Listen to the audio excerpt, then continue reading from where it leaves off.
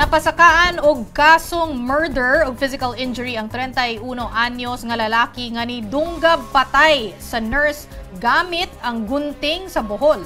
Tigbalita si John Aroa. Sa sulod mismo sa ward sa gitrabaho ang ospital sa Tagbilaran, Bohol, way kaluoy nga gipatay ang 51 anyos nga babaeng nurse ni adtong Huwebes sa buntag. Ang gitumbok na suspect ang pasyente sa ilang ospital na si Marlito Lingues.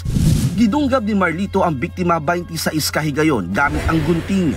Nakaangkon og sama dinunggaban ang biktima sa liog, dughan, bukton og kamot. Pinagsalitaan daw ng nurse ng masakit ang suspect.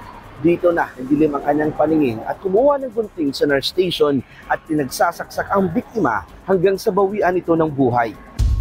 Gisulayan pagluwa sa ilang janitor ang biktima pero giapil sab siya dunggab sa suspect gamit ang kahoy. Hinuon luwas ra ang maong janitor. Matod sa Tagbilaran PNP, nalandig sa tambalanan ang suspect kauban ang paryente ni ini tungod sa pagsakit sa ilang tiyan. Sabi nila is nag-amok daw. Supposedly, kahapon sana ng umaga is ma-discharge na sana siya. So, during that time na nagpa-process yung relative niya for discharge, doon din yung time siya na naganap yung pananaksak, sir. Sinabi ng suspect, may nasabi daw yung victim, yung nurse na babae, na hindi niya nagustuhan. Wa na musukol og daling mitahan sa mga pulis ang suspect sa sud sa ospital. Pagkadating ng pulis natin, sir, nakita niya yung pulis natin, agad niya, tinapon niya agad yung gunting, tapos sumuko na siya, lumuhod siya. Giangkon sa suspect ang maong salaod. Nakadisgrasya po. Tao. Buwan na naman. Naman rin. Pinayungan man. Ang ilang saka. Wangon ng tanan. Dala mo mo karang nadunggan nga ito nga gamay lang. Mag-atubang ang suspect og kasong murder og frustrated murder. Di katuo ang pamilya sa biktima sa gidangatan ni Nurse Marjorie. Tibingan siguro na takabaw. Sakit gud kayo. Kamot gani siya ra makakuan siya sa mga anak.